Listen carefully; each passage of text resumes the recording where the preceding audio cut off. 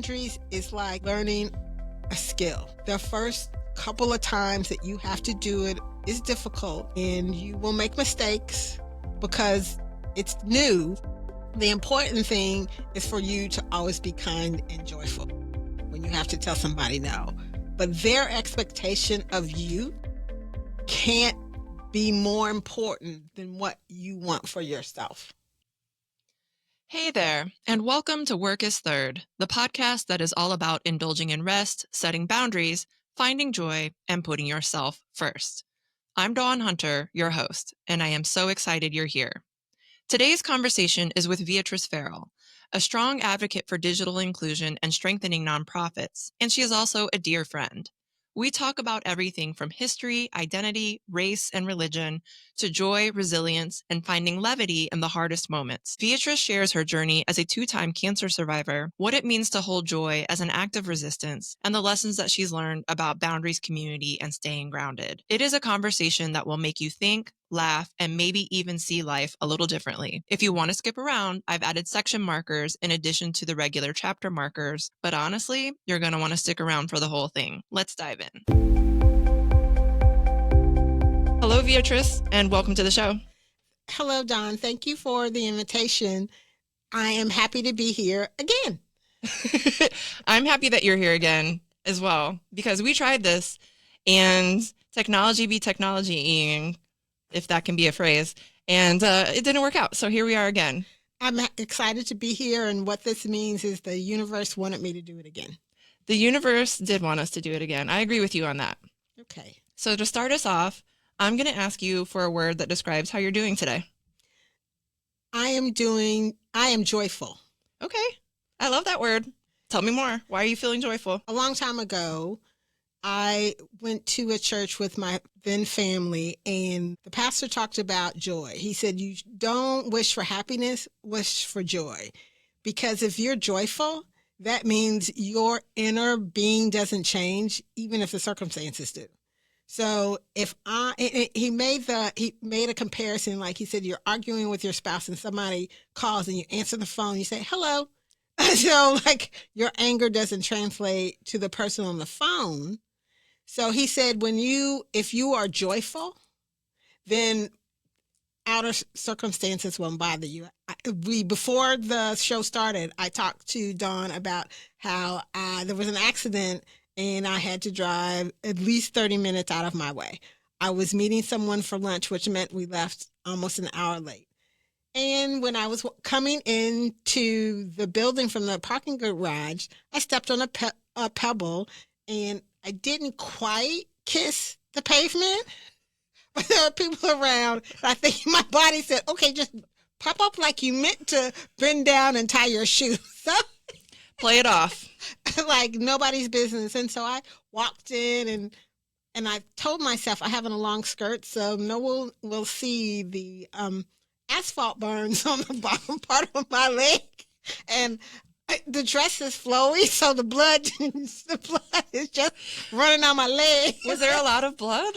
There wasn't a lot of blood, but I wanted to check. Okay. And there was blood on the paper towel and the cotton balls. But again, I'm joyful. One of the things you said when we were talking about it earlier was, what's the worst that could happen? Is this the worst thing that could happen?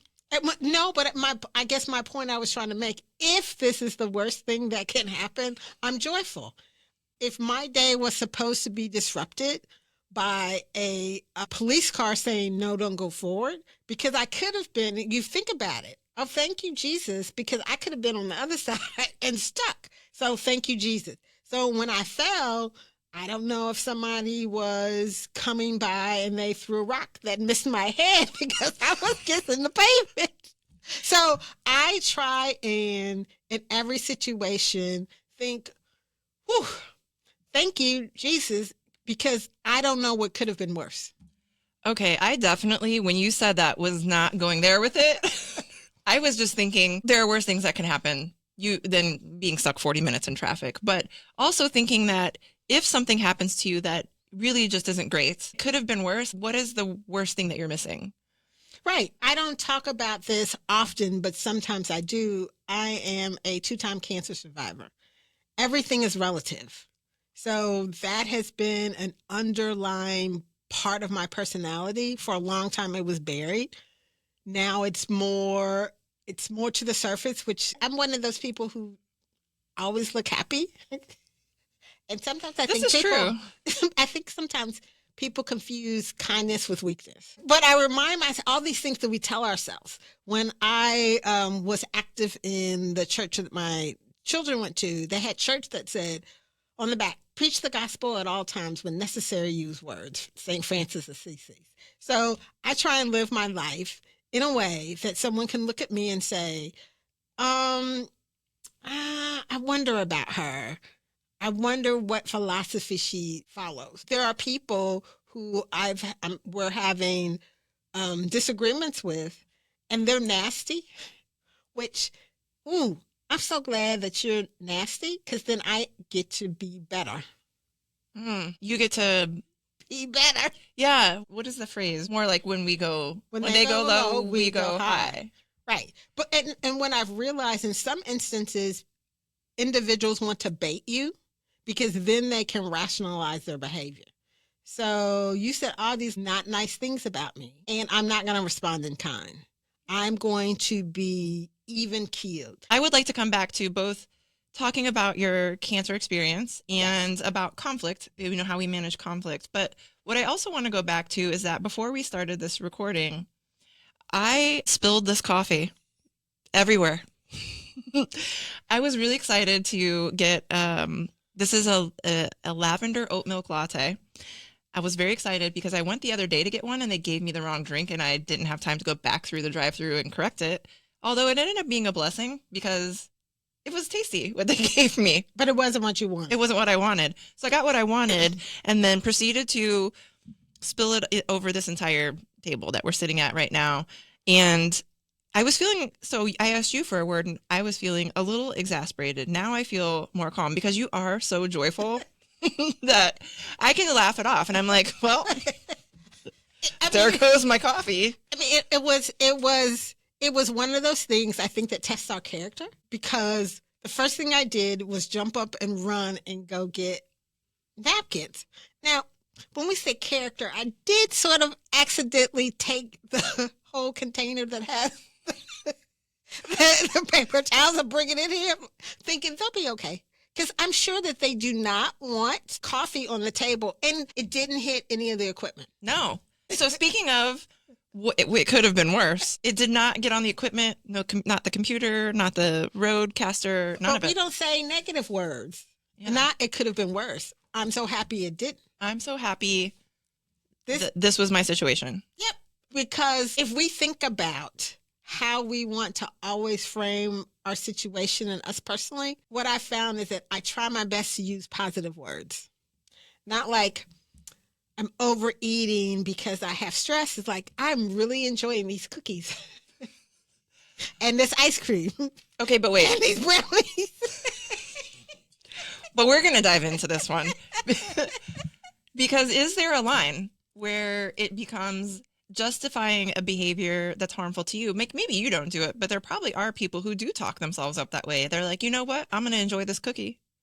But maybe you really genuinely are trying to stick to a diet plan that doesn't involve cookies. I'll say it that way. Right. An eating plan. And you're right. An eating plan, not a diet. But there is something known as, I don't know the term, but it's like fake happiness. It's like when you're always in a good mood. That is not healthy. Because, like, I felt the kind of way when I fell, but I said, I'm going to feel this kind of way for a minute, because number one, there's nothing that I can do now, because at least I didn't. My phone didn't break. I didn't break. And if the universe said you need a disruption in your schedule, and all the universe gave me was a bloody knee, thank you.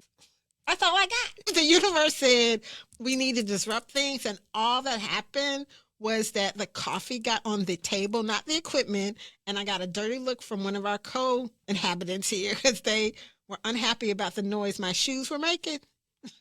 They'll be okay. They will be okay. And number one. Number two, it's real easy to say something smart alecky when you're like 100 feet away. But it's interesting that people feel emboldened. Like, If someone were to say something to me smart alecky, I would say, do you feel better now? Mm. That would be my response. You feel better now? Because again, no one is going to take me out of my space of joy. So it takes a while to get to this point where you realize that no one is important enough to make you feel not joyful. 100%. And I would like to dive into how you got to this point. What were you like before you were holding joy as your approach to life? I've always been a happy person. The challenge was managing that part of my personality that would throat punch. Yeah. But I think not physically, but maybe verbally. And realizing sometimes people want to control you, and the way that they do that is they evoke emotions. I read on a church, some churches have those nice little sayings. I'm never going to forget this one that said, he who angers you controls you. People who are close to you, they can make you angry. But people you don't know, okay. Yeah. You finished? You feel better now? Because someone who doesn't know me, they don't get to have control over me. And then now in this situation, I framed a lot of how I think about these things. And I tell myself that there is a segment of the population who wishes that they had agency over people for no reason rather than their perceived status. So the best thing I can do if somebody looks at me funny is sort of laugh and say, you finished? Because what they want is agency. And if they have the power to make me angry, then they have achieved what they want. I mean, the bottom line is nobody's telling us what to do.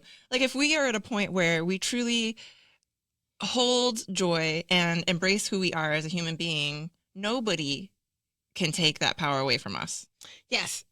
What's interesting is last week I was going to a meeting and I answered a call that I shouldn't have and read an email that I should not have before I went to the meeting because I didn't have enough time to decompress. And that's all I talked about in the meeting. Wait a minute. I just realized you're not wearing your headphones. Okay. Okay. So what were we saying? Well, we're not going to let people have control over us. Yes. Work is third. Work is third. I learned this lesson like in my early 20s. I had grew up in a really kind of emotionally unstable home. And I think in my early 20s, I really started to realize that being at the whim of other people because of your emotions is like you're not in control of any aspect of your life because you're constantly responding to the emotions that other people's behavior raises in you. And I think it's really takes work, but once you get to a point where you're like, I'm not holding your emotions. I can't control your behavior. Only you can control your response. And I'm going to let you be okay with that. Oftentimes, I think what we have to learn is that we may evolve. That doesn't mean everybody else does. No. When my mother passed, my brother and my sister wanted me to come to the funeral, and I did not want to go. And at the time, I was still going through treatment for cancer, or either I just finished it. And my mother died of cancer. And my views on mortality were in flux. And so what I understood is when we are gone, we are gone. And I made a vow to myself that I would always leave people in a way that if they were not there anymore, I would be okay. And that's another reason I don't respond to how people may treat me, because if they're not here, I might not ever have an opportunity to say, I'm sorry. And I'd like to believe that I'm like that all the time, but I know it's not true. But I work at it. Yeah. Because I really don't want to leave anybody that I love or that I have a relationship with. I don't want them to leave and there's any ill will. Yeah. When I was very young, that's one of the things my dad told us. When you go to a funeral, I remember the first funeral we went to, and there's somebody, I don't know if you've seen them, where they have all this regret over the casket. And my father said, you see them? That means they treated them bad when they were alive, and now they don't have a chance to say they're sorry. Mm. So, and it's one of those things that we have to learn ourselves, that you sort of, you wish you could read it in a book, but sometimes you can't. It's just life lessons. You just have to learn it through experience. Yeah, it'd be easy if you could just like the lessons for life. But there used to be a poem about everything I needed to learn. I learned in kindergarten. That's a really good one. Okay. Well, maybe I've heard of that, but I'll send it to you. yeah, send it to me. I'd love to read it. It's a poster that for a couple of years was really popular, and it said, how you share and you take a nap and you do snacks. It's really cute.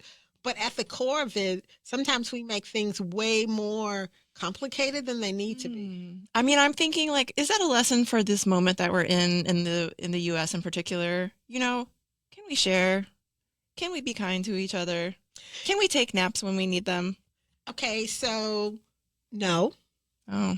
Because there are people who don't want to share, who don't want to take naps. And so what we have to do is find joy in understanding that sometimes what we want to be healthy. Other people don't. That's a them problem. It is a them problem. Yeah, I'm with you. You're right. I mean, there are people, they don't want to be on the same page in the kindergarten lessons, but I feel like some of my resistance right now is I'm going to take the nap. But that's the whole point. Being joyful, getting rest, that is the resistance. And I think this is available to any demographic who wants it. And I am understanding that some people are offended by the words inclusion because they feel it is exclusive of them. Number one, that's a them problem, but that's an issue because you have always centered yourself. And so if you are of the mindset that you are the standard and I'm outsider, it's like people say, you need to stay outside of the room because this is where everything happens. And we say, bet. Then we're on the outside of the room, like, hey, who got some music? Let's dance. Somebody got a grill. So we're out having a party that has nothing to do with the inside, but you excluded me because you wanted me to be unhappy. You wanted me to salivate for what you had that you were telling me that I couldn't get. And there's a whole lot of people that said, okay, I can't go here. That's okay. I'll do something on my own. And that, I think, where the friction is, because some people want other people to be unhappy, even if they're unhappy themselves. Especially if they're unhappy themselves. That is a Jesus problem. And contrary to what everyone who says that they are Christians, what Christ you following? And I can't tell anyone that they're not Christian. That Jesus got to tell you that. No one can excommunicate me from my church except the Pope, the white face and black Pope. I like to tell people that. Yeah, you're Catholic as well, right? I'm Catholic, and the Pope is a white passing black man. And so because he was born in the United States, and because in the United States, if you have 1/8 black blood, you black, he black. He passed it, but he's still black. Yeah. That makes people upset. Like, why are you mad? Oh, because you think he doesn't look like me black. Or you're worried that by claiming blackness, he's not going to represent you. The same problem with President Obama. Having a conversation with someone, they said, why does he say that he's black? Because he has a white mother. As y'all said, if you got 1/8 black blood, you black. Obama knew by saying that he was black, even though that he had a white mother, would make some people upset. That's because he was forcing them subtly to look at the history of this country. He wouldn't even say he was mixed. And his mother was white and his white grandparents raised him. He still wouldn't say he was mixed. He said he black. And that blew people's minds, because you're right, because they felt, we have this biracial president and he's all inclusive. And he was like, no, I'm black and I'm still inclusive. And so people couldn't deal with that because they wanted him to represent all of us. And he did, because he was the president of the United States. I'd like to explore this a little bit more because I deal with this on a very personal level of being mixed descent. And Really? I'm sure that's incredibly surprising. But I am curious about the things about our identity that, because when I think about how we create change, we have to change these dominant societal narratives about who deserves, who leads, who has power. But we also, at a micro level, have to also fix interpersonal relationships, because I think about myself. So I also don't call myself mixed race. If people ask, I'll say, yes, I'm mixed, but I always say, like, I'm a mixed race Black woman. Or I'll just say, I identify as Black, and I have since I was in school and had to start circling in the bubbles. I think that's been a challenge for people in my life. I have a white uncle who, when Obama was elected, I said, I'm so excited to have our first Black president. And he was like, but he's not Black. And I was like, don't have this argument with me. Like, we're not going to go there, because no one in his life has ever treated him like he's white. If your skin is darker and it's clear that you are not white, like, that's how you get treated. And I have experienced that. I'm like, nobody goes around and like accidentally treats me like a white person. However, if you didn't acknowledge that part of your identity, people will be mad. And it's not true. It is not fair to you to have to pick one or the other. That's what I hear a lot of mixed people say. It's not fair that they have to pick, because what they're saying to the parent is that you don't matter. I can remember reading an article from, it was either Jasmine Guy or Halle Berry. I think it was Halle Berry, whose mom, they were sitting in the mirror and she's like, you're my daughter and I love you. But when other people see you, they see a Black woman. It doesn't change how I feel about you, and it doesn't change that I'm your mother, but I want you to be prepared. And you think about all the mixed race kids who are grown up and sort of confused. Say still. It's because they were told that they weren't Black. And it's like, you're not only Black. Yeah.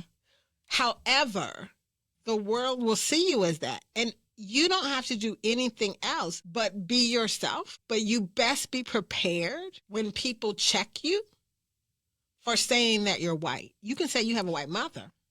And this is the world that we live in.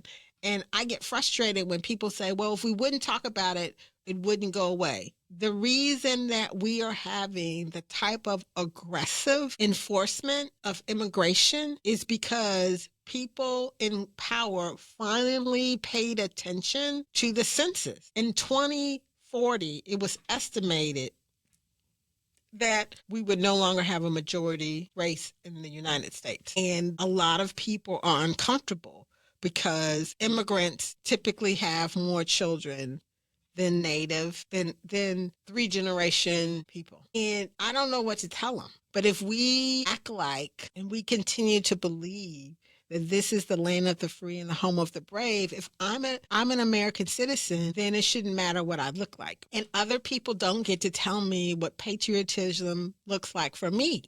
My father was a war veteran who wore a uniform in another country. He was willing to die for the United States of America. And when he returned stateside, he could not self-select where to sit on a bus. If I have grandchildren, they will know that story. They should know that story.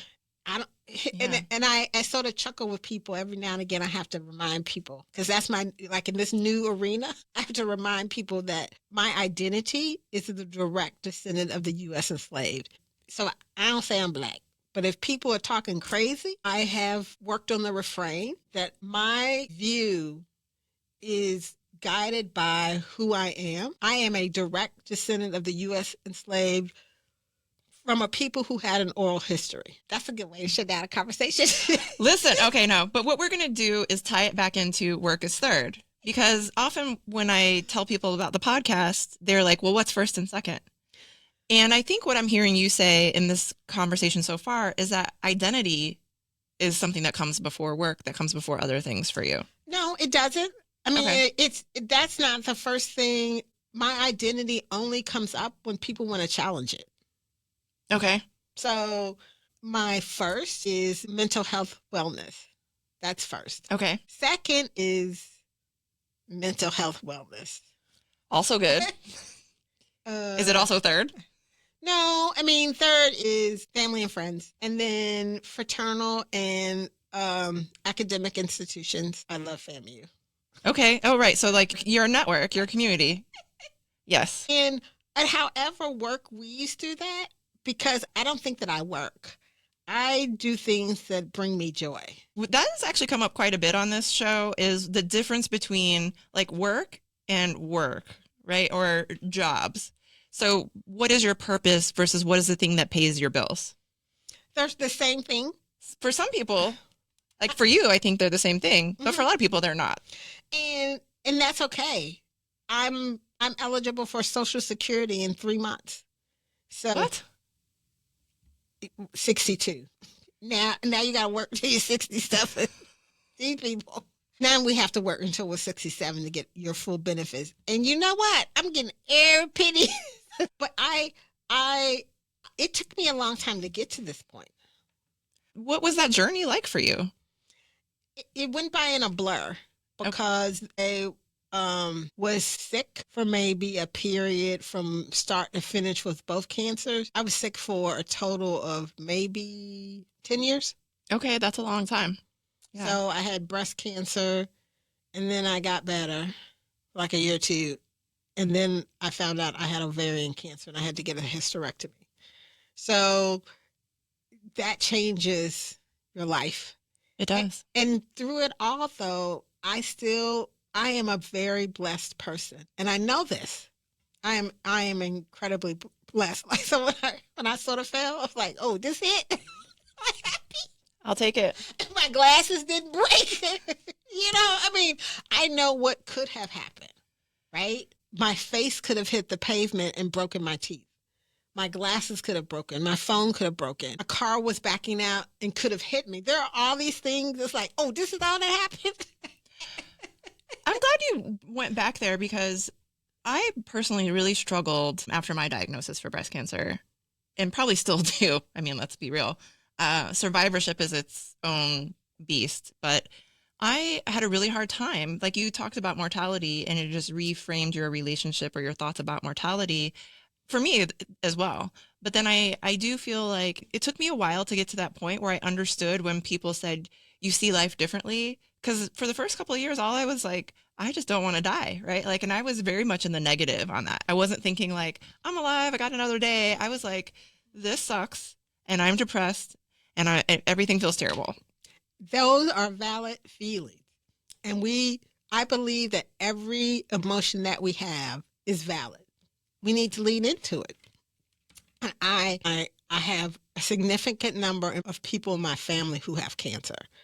I can recall when my mother went to her 50th high school reunion, she said more than half of the people there had some form of cancer. That's a lot. Well, and then when we talk about environmental racism, these are not theories.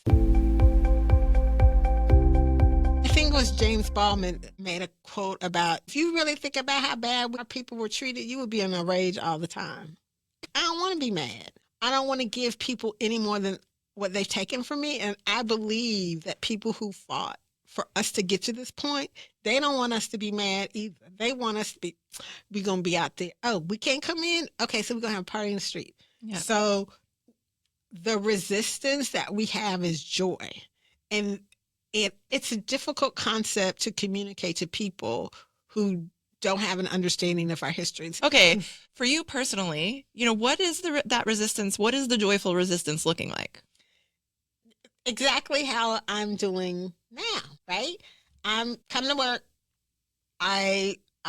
Part of what brings me joy is building systems for individuals that are not digitally literate, building systems so that they can become digitally literate. Part of what brings me joy is building capacity in nonprofits, because the nonprofits that we serve are forward facing. The client is walking down the street and that's who they help, not policymakers.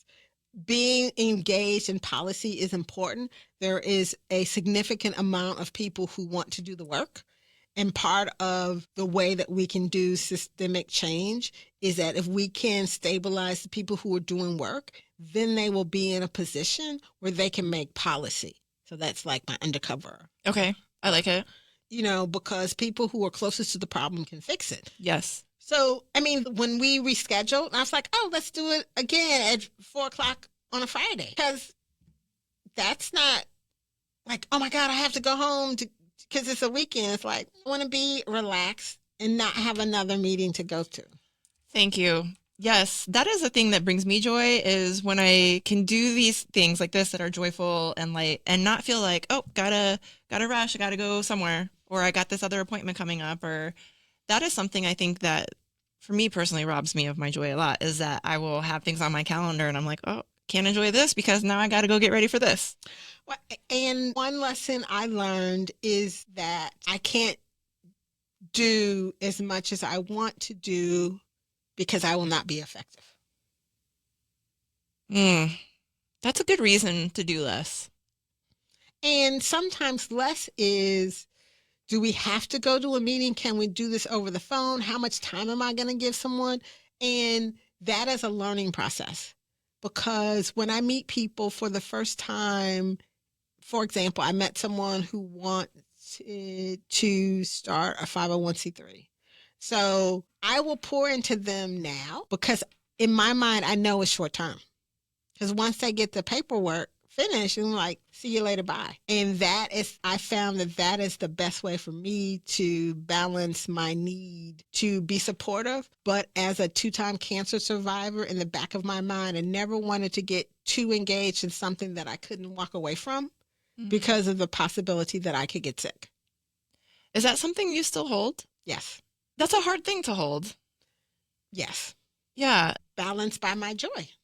Balanced by your joy, right? I don't know if you follow Buddhism at all, but isn't that a little bit, it teaches you about not being too attached? I don't follow Buddhism, so I don't have the capacity to respond in an intellectually sound manner. Let me just assure you that I also don't know a lot about Buddhism. But it's not, but in my mind, it drives me to, in some aspects, my closet would be like, she don't care. But if something happened to me and I'm not there and my closet is messy, guess what my people going to do? They're going to throw it all in the trash. So it's going to be okay.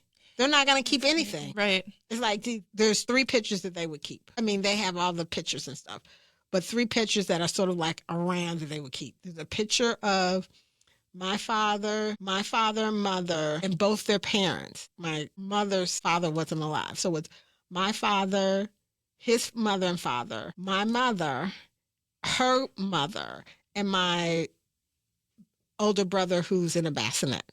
They would keep that picture. They would keep the letter that the City Council of Indianapolis sent to our family when my father died. They suspended work for a day in honor of his life. They would keep the picture of my sister, my father, and I, and they would keep the picture that my father's father and his siblings are in. So I know that, like, if I'm like knickknacks, my kids will be like, she's not here. The things we like are the things we like.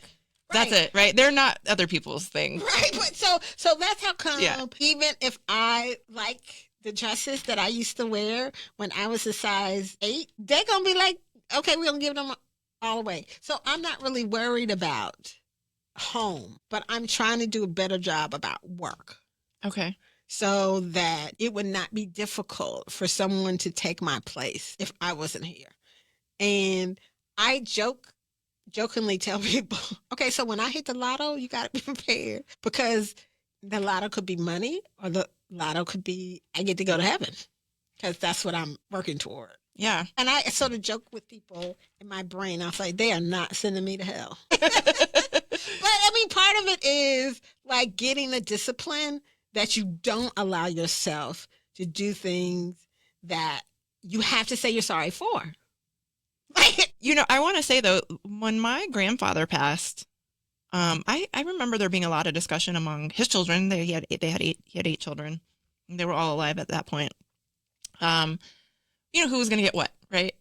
But the coolest thing that came out of that for me was I have one of my grandfather's mailman sweaters from the 40s. Like him, his brother, I think one other family member all worked in the Postal Service. So the coolest thing I have from my grandfather is this old U.S. Postal Service sweater. And I love it. My grandmother's name was Veatrice Holyfield, which is my name. Well, that's your name. Yes. They have a different middle initials. I have the Bible that she gave me that they imprinted the name and it's spelled wrong. There's not a V, it's a Y. I have that. And I have the flag. My father was a veteran. I have his flag. Yeah, my father too. My father was in the Air Force. And right now my mom has all like the flag and stuff from when he passed. And my dad is gone. So yeah. 5 years later, his wife, he wasn't married to my mother when he passed, gave it to me. That's lovely to have it. And then it's something too where you can pass that on to someone that you think will maybe uphold that legacy or keep that memory alive in some way. Yes. I have 2 children who promised me I will not have grandchildren. I'm like, bet. If they do, I hope that they get it. And more than anything, I hope that what they do is just know the rich history that they come from. Yeah. So we'll see. I think about that a lot because I don't have children, but my brother has kids. And I hope that the things that I would like them to have that belong to my father or my mother or my grandfather, that they will cherish them as well, or at least understand their history. I don't want them to grow older not recognizing, my mom's side is a family of immigrants their family was from Eastern Europe. Country. Well, at the time it was, I think, part of Poland. Now it's part of Germany. But they're of German, Polish, and Hungarian descent. But now I can tell somebody, I'm just like, you know what? Let me explain to you. Let's talk about Eastern European, because I know this lady, like she said her parents came from a country, and it's not that country anymore because they got conquered. So let's not talk about... Okay, I'm sorry. Yeah, my mom's ancestors came over in the mid-1800s. And I know my great-grandmother never spoke English. She only spoke Lithuanian, one of my great-grandmothers. So that was your mother's grandmother. My mother's grandmother, yes. Yeah. But all their kids were raised to speak English. And, then they were born here. They, worked in the Postal Service, et cetera. But I think that's such a rich history to understand also that, that we are descended from enslaved people. My family's roots are from kind of Louisiana, Alabama into Texas. And I think that's important to know too. But isn't it, I think that we diminish all that this country could be when we sort of don't make that part of what we're doing. Like, I'm sure if I looked hard enough, I would find more people in my family who did not come from the richest continent, right? Like my maternal grandmother had gray eyes.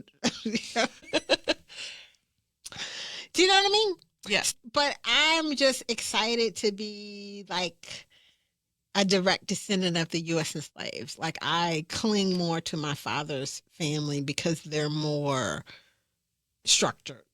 I love my mother's family. I don't see them, but I love them. Yeah. Well, I want to turn us to bringing this conversation to a close, but getting money. My nose itch. I don't know. Is that what it means? I think so. Can my nose itch too? I'm in need. Okay. Sorry. I'm in need of money. Okay. So as we wrap up the conversation, what is something that you're taking away from the conversation today? This conversation is so different from the first one. I don't even, and I look at your podcast, I'm like, I don't know if she needs to put me on there because I did not say anything profound.